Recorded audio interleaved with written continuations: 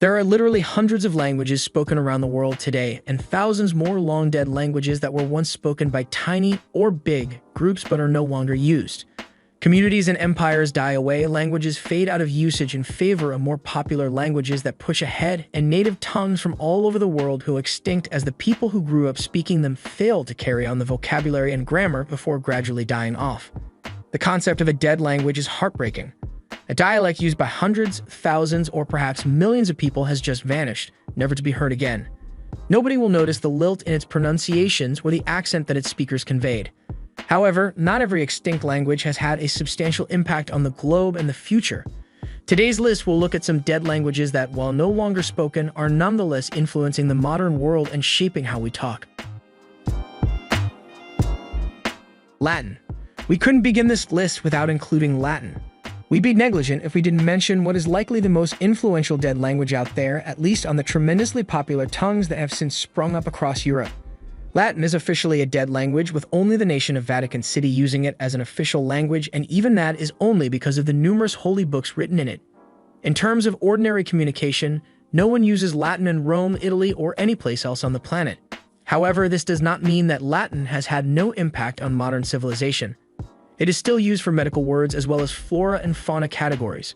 Common Latin words are also commonly introduced into our daily discussions in the English-speaking globe. Consider the phrase carpe diem, which means seize the day, or ad infinitum, which signifies something that repeats itself indefinitely. Countless Latin phrases have entered our lexicon. There are so many that you may claim they go on almost indefinitely. Aside from the phrases we've picked up in the English-speaking world, Latin has had a significant impact on many other prominent languages. Latin is the source of unending inspiration for the Romance languages, French, Spanish, Italian, Portuguese, and so on. Words in all of those languages and more have their bases and roots in Latin words that were formed and evolved in the modern era. So while Latin is a dead language in terms of real speakers, it is nonetheless very much alive and well. And because of the basis it has provided for so many other languages, it will never leave us. Sanskrit. Sanskrit is one of the world's oldest languages, if not the oldest. It's also been out of use for quite some time, having died out around 600 BC. But that doesn't mean it hasn't had an impact on the world we live in today, particularly in faith-based communities in South and East Asia. So even though it is no longer spoken, Sanskrit is still one of India's official languages. Although the title is simply in name, India is proud of its language and wishes to preserve its past. That's because the majority of the ancient writings in three influential religions were written in Sanskrit. Buddhism, Hinduism, and Jainism all claim it as their mother tongue. Sanskrit retains a place of identification among believers since those religions are still so prominent in India and the surrounding areas today. Even though it is not commonly used by individuals, its impact on their religious lives is second to none. Philosophical works have also been written in Sanskrit, and these are still popular among modern Indians. Consider the famed philosophy of the ancient Vedas, which were claimed to have been compiled by Vyasa. They are written in Sanskrit and contain a variety of spiritual philosophies, medical missives, and other information. The fact that they continue to have such power now demonstrates that Sanskrit is here to stay. Biblical Hebrew. As you might expect, Biblical or Classical Hebrew enjoyed its heyday before and during many of the periods and tales related in the Bible.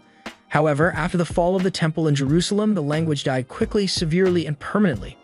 Rabbis from all across the Jewish world worked hard to keep it alive, but it was no longer spoken by nearly as many people as it once was.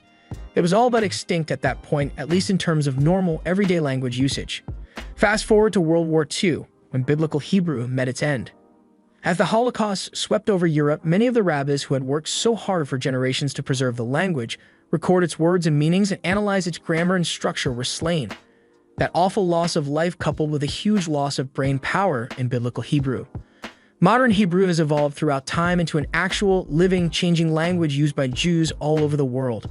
Of course, it is built on the concepts and foundations of Biblical Hebrew. As a result, Biblical Hebrew continues on and has a legacy in modern Hebrew. Obviously, Biblical Hebrew is required to master if you want to read Bible texts in their original version. Those who desire to do so frequently labor backward from modern Hebrew to improve the biblical version's 8,000 or so phrases. As a result, it's extinct as a spoken language, but not quite extinct as a tongue tracked and researched.